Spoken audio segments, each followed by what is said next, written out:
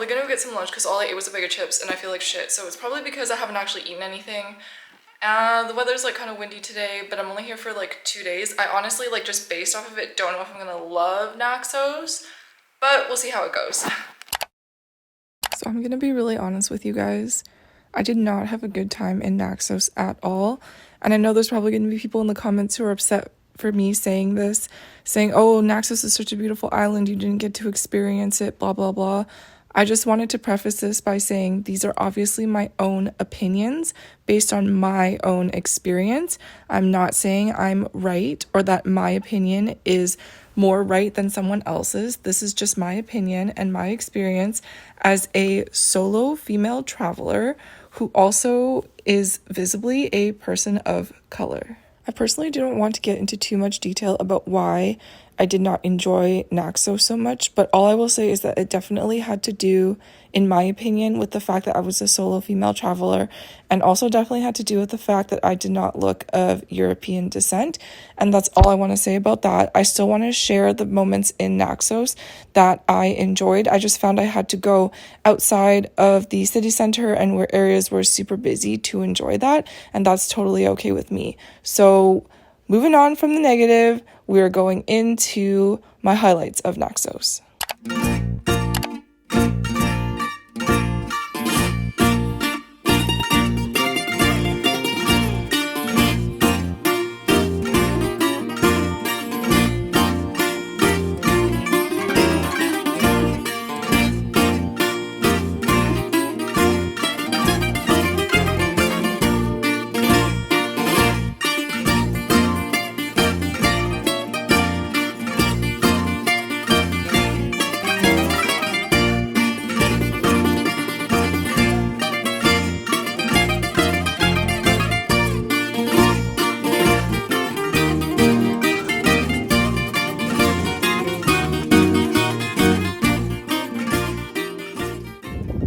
Guys, I'm about to try this. I have no idea what it is, but it looks really good, so I hope I didn't waste money on this.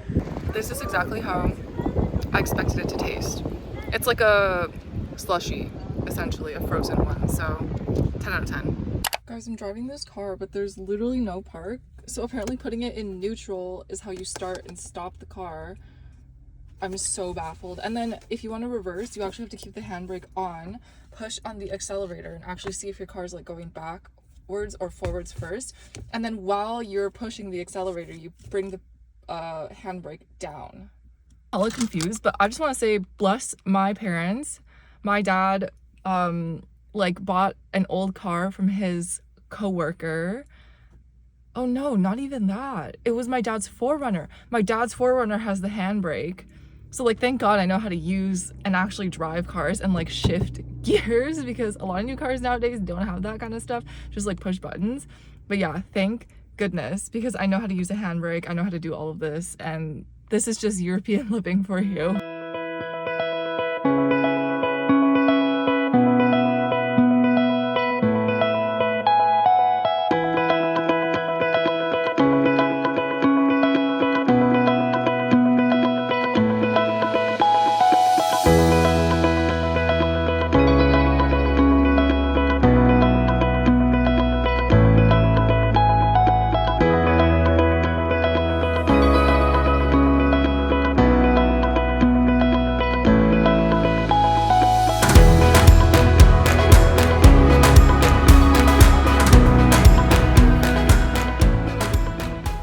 That is it for the Naxos highlights. I still had a really good time at murky Beach and also stumbling upon the Olive Museum.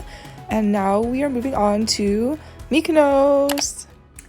We're in Mykonos. I can already tell a vibe with this island. I feel like for me it's really easy to tell if it's going to be the vibe or it's not going to be the vibe. And I just want to do a hotel room tour because holy shit, it's amazing. Also, just mind you guys, I don't like pay for super expensive hotels because it's just me and I'm not about to spend like 800 bucks a day for a hotel.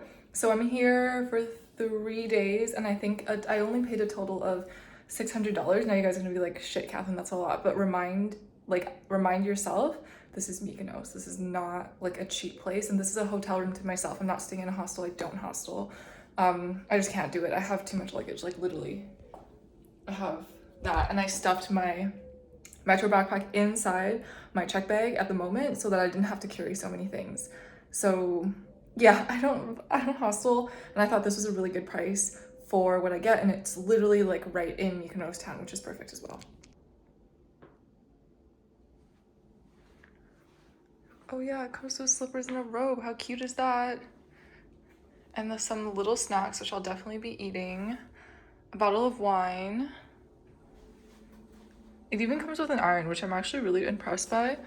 And then there's an espresso. I don't drink coffee, honestly, but then we have some juices and some water, which is perfect. The doors slide. Like, look at that. How aesthetic is that? I'm gonna unpack my entire life here before I go explore the town. And then some towels, a hair dryer, a makeup mirror, mini towels, some amenities.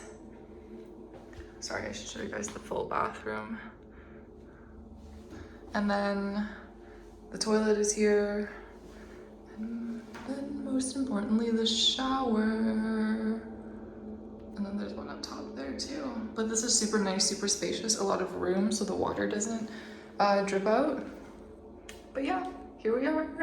Guys, there's even like a scale here. I guess it's more for like your luggage, but I would assume it's also for you. Anyways, I pretty much like moved in. I put all my stuff here because there's just enough room to unpack. I just wanted to show you guys the lights. So I turn everything off. And first of all, the lights come on the closet and underneath. And then there's just the regular lights. And yeah, that's it. Okay guys, this is also a really weird feature of my room, but you can like open it up to the light. But I just thought it was so funny because I don't know, it just reminds me of like a doorbell of someone knocking on your door, but it's like, who's gonna be knocking on your door besides housekeeping?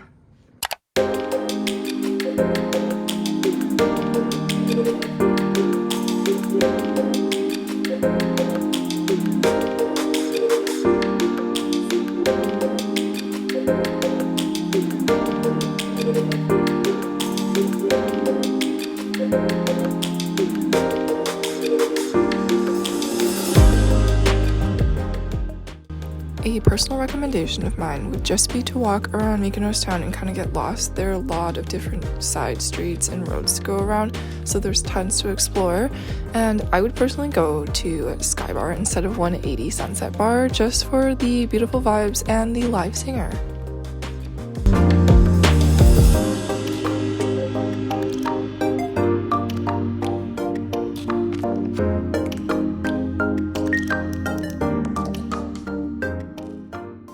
Excuse the hair, I know there's a little like fluff here, but I just took a quick shower because I just came home from the beach club.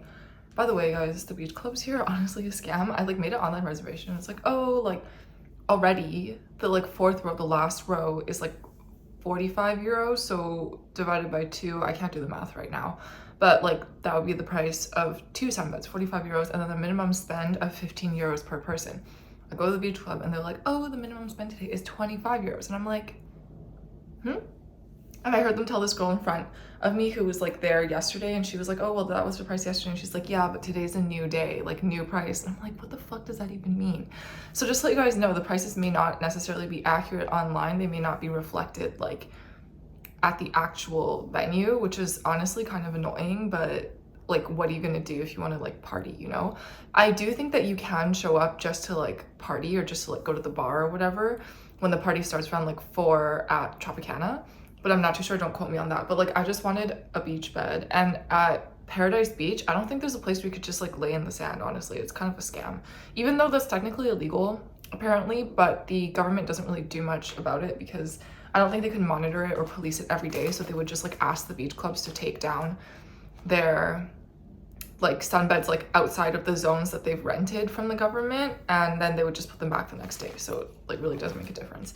But anyways, I just spent the day at the beach tanning as always. What's new? This is the theme of my entire trip. And I'm happy to say that I vibe a lot with Mykonos, which is really nice because I was not so happy in Naxos. So I'm glad that this is a change. I think the crowd is just like younger here, and I know a lot of people like silly me, but like I forgot to factor in that like a lot of people on Facebook groups are like older people, so they don't really like that like party vibe. But like I am not an old person. I mean, I say I am, but I'm not. I'm 25. So like Mykonos is actually, in my opinion, a really good place to be if you're young. There's parties pretty much every day. Things don't close until 6 a.m. the day after, honestly. Like the clubs will go until the sun rises and the bus starts running again. That's how insane it is here. So there's always something to do. And even like the gift shops yesterday, I was out until maybe like 10:30 before I came back to get ready to go out again. And all of the souvenir shops were still open. So it kind of just like gave me a little bit of like Sorrento vibes and stuff like that. But like, unlike Sorrento, things don't close at like 11ish or like late. They literally stay open until the next morning. And then people go to sleep and then we start this process all over again at like 6 p.m. So yeah, it's like pretty cool. I just want to preface this by saying if I look really tall, it's because I'm standing on the bar. Hot girls get to dance on the bar. And so these are just some video clips, mostly not for you guys, but just for Mia, because it's a vibe.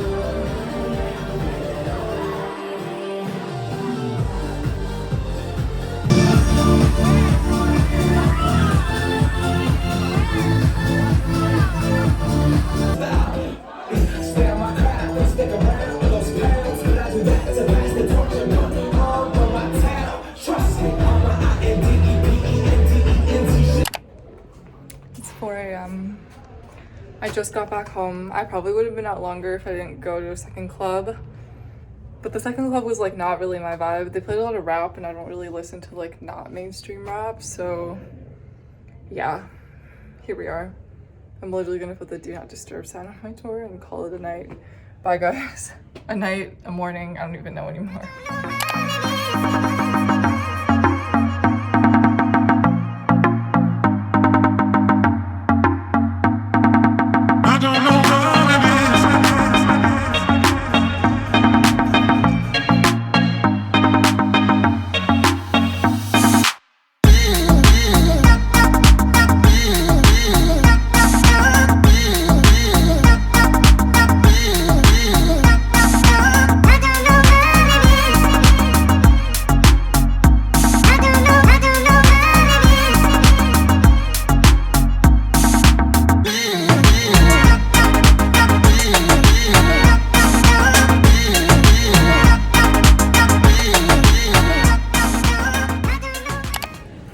Guys, I'm officially dead. Like, I already got on the plane at 6 a.m. from Mykonos to Athens, and now I'm waiting for my plane to go to Montreal and I'm back home. First plane is delayed, but I looked at the food menu because I just love doing that, and it seems like there's like some decent options, and there's actually like 2 meals being served on board, which is great. I mean that actually enthusiastically, but I'm just like dead. I'm lying on the airport chairs. Sorry to whoever sits here next, because I know my dusty ass club shoes are all over here, but it's whatever, everyone is sleeping here. But yeah, I'm gonna edit a vlog and drink my matcha latte. I'll see you guys back home. Bye.